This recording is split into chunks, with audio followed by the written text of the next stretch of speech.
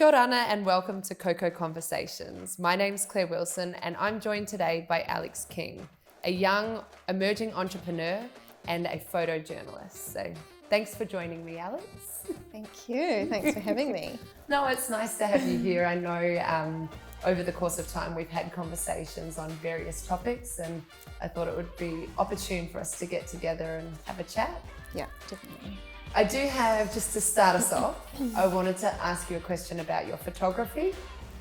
You cover a range of themes and subjects, and I wondered if any of your work, there was a particular shot or photo that is your favorite? Yeah,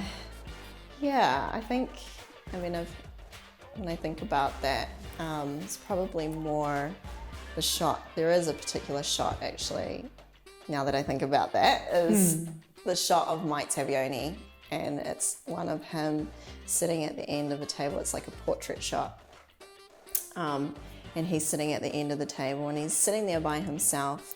And I think this was like it might have been in the first week or 2 weeks that I started like documenting him, and he was just sitting there by himself, like drawing up these little plans and these little sketches for one of his nephews, because his nephew was helping him carve out this whaka at the time. And it was just that particular shot kind of said a lot of things to me about him and about where I wanted to go with this particular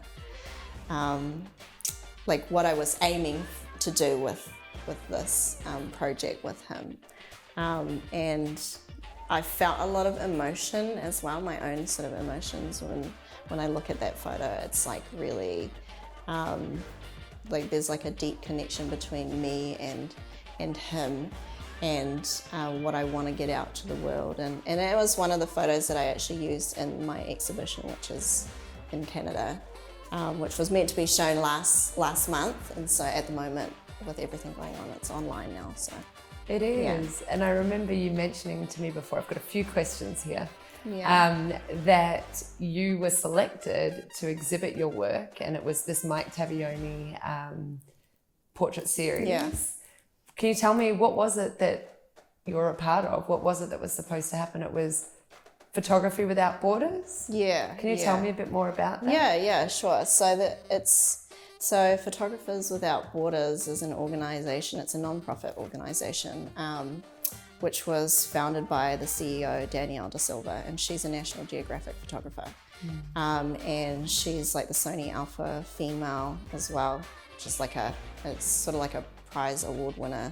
So she's quite up there. She's like a top photographer. Internationally, and she started this organization which basically aims at doing like photojournalism and photodocumentary and film and all of that, about sort of indigenous communities and all sorts of like vulnerable communities around the world that don't have their stories told, that don't get to sort of talk about or show these things in mainstream media. And her being a National Geographic photographer, she wanted to change everything basically. So she started this organization, which is based in Canada, and they have a main office in the US as well.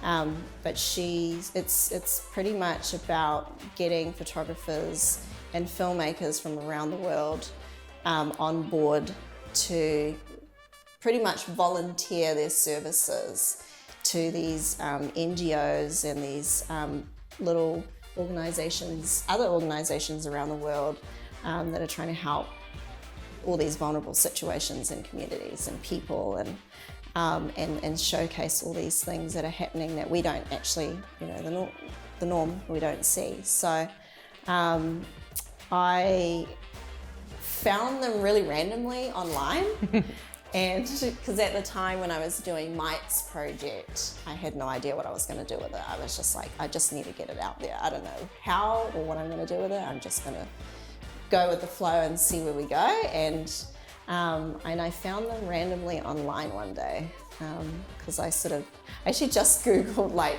photo documentary, and they were the first thing that came up. And I clicked in, and at the time they were looking for Indigenous stories and Indigenous photographers around the world to enter into this, getting a $5,000 grant to exhibit their work in this exhibition, in the Contact Photography exhibition in Toronto, which was in May this year, May 2020. And so this was like, I think this might have been around like September or October last year. Oh no, it might have been earlier than that. And I was like, oh, this might be something like, I might as well just try it, see where it goes. I probably won't get a reply or a response, but why not? This would be perfect because they're looking for an Indigenous story. And you know, I can imagine they wouldn't have anyone that's from the Pacific.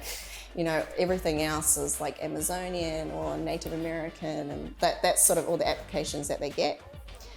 So I applied, and they had all these questions, which were about me, my business, and then obviously the story and what the images were about and how that connects to, you know, what they're looking for, which was all about Indigenous perspectives. And so I answered all these questions, and I realized when I answered them, I was like really in depth about it, and I realized at the time how passionate I was about this project that I had been doing with Mike. So I entered it, and I was like, okay, like got like an email confirmation that, okay, cool, like we've got your application, thank you, you'll hear back from us. And like whenever you get stuff like that, you're like, oh yeah, okay, probably not going to hear back from them probably won't hear back from them for ages or never again. And so I sort of kind of forgot about it like a month later, and then it was 3 months later I got an email from them, and they emailed, like I saw just the title, and straight away, like my heart sort of dropped, and it was just like, congratulations, like you've made the top 3. You were one of the top 3 photographers out of like all the applications that they got around the world. And they found it really hard to choose, so they picked 9 of us, but there was only meant to be 3 of us. So they found it really hard to choose, but they put me in their top 3, which was like the most amazing thing for me. And so they just said, you know, congratulations. Like they had a judging panel of like 5 like amazing, like, you know, they were basically entrepreneurs as well. They were photographers, they were CEOs and tribal members and stuff. So they were the ones that judged my work, and they were just like, we fell in love with basically everything that you sent in, like everything you're about and what your story's about, and we fell in love with your images and the story that they tell alone, you know. So I was just like over the moon, had a cry about it. Like I couldn't really believe it too, because I've never really had like actual recognition like that before with anything. So, so I was just like, oh, wow, like I feel like I've actually won something, which is amazing. Yeah, and then after that, they just said, look, can you be here? Like, can you do it in May? We're going to be showcasing it in this location in downtown Toronto, in the city. And just like looking at that, I was just like, oh my gosh, so I'm going to be going to Canada. So I emailed them straight away, and I said, yeah, like I can definitely be there, like organize everything. And so yeah, we corresponded throughout this time and everything. And then of course, yeah, COVID-19 hit, and that's changed a few things. And then it changed a lot of things. So tell me, I mean, you were supposed to go to Toronto in May and be part of this. How have they changed? You know, how have they rethought their program and their business to suit these changing times? Well, everything obviously at the moment is online. Yeah. So, you know, I mean, if you think about the position that the US is in at the moment, which is just across the border from Canada. They're like, literally no one can get in right now. So, but they've been amazing. They've been such an amazing support for us photographers that were supposed to be there to exhibit our work. They've been basically pushing everything out online to an international audience, and they actually got me in to do an interview, and like an hour sort of storytelling for change, that's what it was called, interview, which was an hour long. And so they asked me, so Danielle, she's the CEO, she actually rang me and she asked me personally, she was like, would you be interested in doing this? Because I think it would be great for people, around the world to see where you've come from, what you're about, and what sort of work you're doing, and stuff like that, because we don't have many of you with us, and so it's like actually a privilege and an honor even just to have her reach out to me and ask me to do stuff like that. So I was like, oh yeah, of course. But in my head, I was like, oh my God, no, I can't.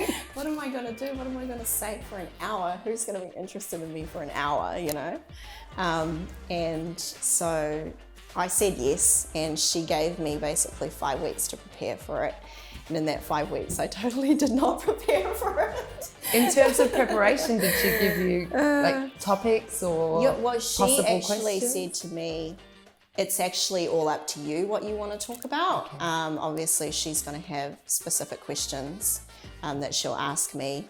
But basically, she was like, it's really what you want to talk about, what you want to get out to the audience, about who you are and what you're doing and all that kind of stuff. So I just said, oh yeah, like absolutely. And so I can't really prepare for things like that. I just have to wing it. I just have to go and just do it and just, I don't know, talk from the heart sort of thing. I can't go off something and be like really like,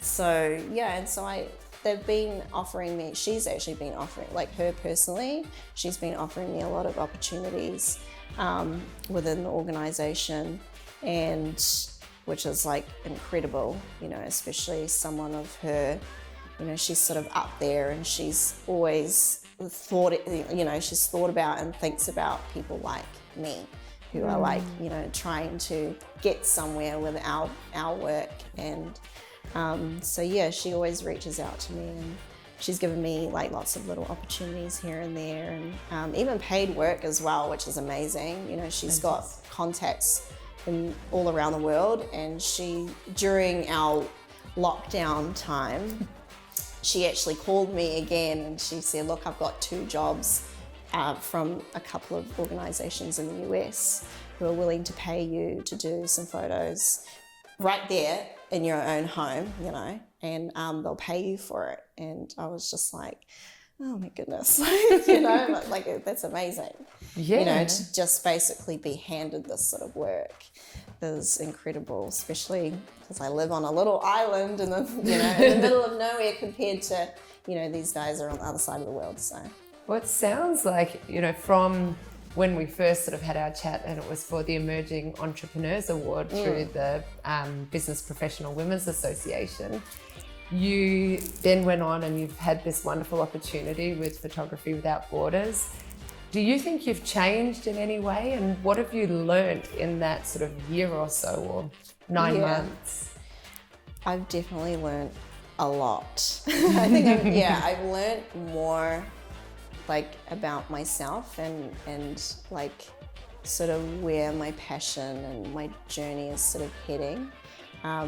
Whereas before I sort of had an idea, but once I sort of took that path, especially with PWB in Canada, everything sort of started to change, and it was like, okay, this is actually what I really want to do. I don't care about everything else. I'm just going to go here, and yeah, so, and I took a trip I signed up to do another trip with PWB, which was it was basically like a workshop, and I went to Sumatra, which was in Indonesia. So northern Sumatra, and that for me that was like a life-changing thing, and that taught me even more about the direction that I was heading in and the stuff that I really want to do and focus on with my photography. And it sort of makes more sense now that, for me it's especially like being here, it's always for me about giving back now. It's about giving back to our people, it's about giving back to, the causes and like the NGOs that I've met so far.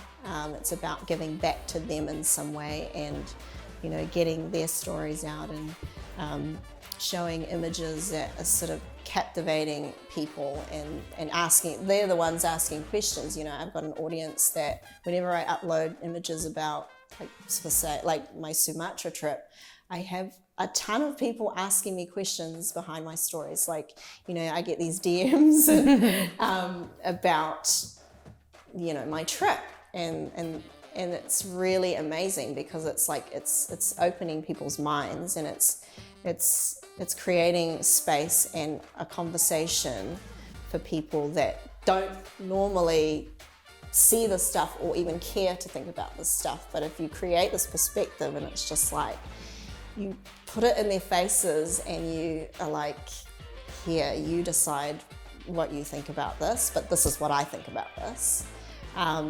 So that's, I feel like for me that's like giving back to, the subjects and the people that I'm sort of documenting.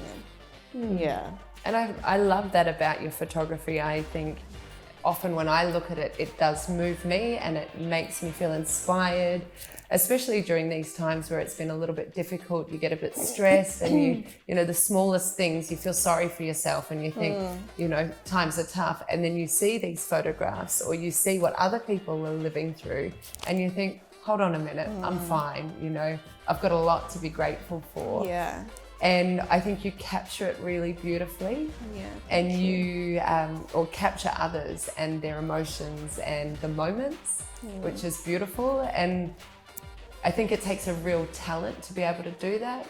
And so congratulations on that. I know that, I think that trip came at the right time too, because it was just before everything started going downhill around the world. All the doors started closing. And I almost got locked out of my own country. So did you? On the way back, I almost got locked into New Zealand, and I got back literally a day just in time back to Rara. Yeah, because they were just like, okay, we're closing up, And I mean, even that feeling, how did you feel when possibly you might not make it back into the Cook Islands? I was freaking out. I was really freaking out. I was like, oh my gosh, like the first thing I thought of was my daughter, obviously. Because I was like, okay, I've already been away for, 3 weeks. And you don't know how long, if they're going to close this thing. And they were being very serious about it, obviously. Don't know how much longer it would be before I even got back here if I did get, if I did stay in New Zealand. So that was like really scary. Like I felt really on edge, like coming back to New Zealand, and I stayed in New Zealand for a week. And then I was, before I came back here, like I had my parents ringing me and they were like, you better get back here. Like, like they're looking at closing it off, like, but like I was like, that trip really did come at the right time because it just really taught me to be grateful for everything that we had. And like, because what I had seen, what I had experienced in that short amount of time, 2 weeks felt like a long time. Like it felt long in that time, but it was a short amount of time. And in that 2 weeks, like I saw, felt, and did a lot of things that, like when I came home, I literally cried when I touched the water. Aww. Yeah, like it was like really, it was a powerful trip for me, and it taught me so much.